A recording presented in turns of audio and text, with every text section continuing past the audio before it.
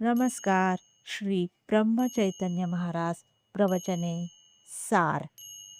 जुलै महिन्याचा विषय सद्गुरू. 13 जुलै. देव आणि नाम भिन्न नाहीत. थोर पुरुषांना जे अनुभवाला आले ते त्यांनी आचरणात आणून दाखवले आणि म्हणूनच ते संत पदवीला गेले.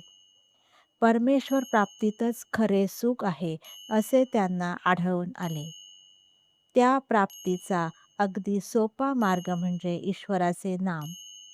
हेच वेदकाळापासून तो आत्तापर्यंत सर्व साधू संतांनी अनुभव घेऊन सांगितलेले आहे.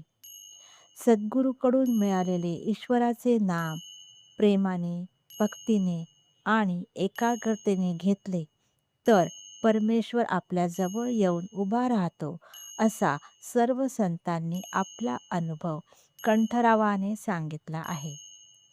देव आणि नाम ही दोन्ही भिन्न नाहीतच. नाम म्हणजेच देव आणि देव म्हणजेच नाम.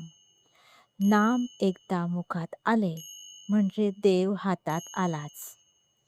परमेश्वराचे नाम हेच आपल्या जीवनाचे सर्वस्व समजून नाम घेतले तर जीवनाचे सार्थक झाल्या वाचून राहणार नाही. नामाने भगवंताची प्राप्ती होणारच ही खात्री असावी. अशा नामालाच निष्ठेचे नाम असे म्हणतात. भक्त, भगवंत व नाम ही तिन्ही एकरूपच आहेत.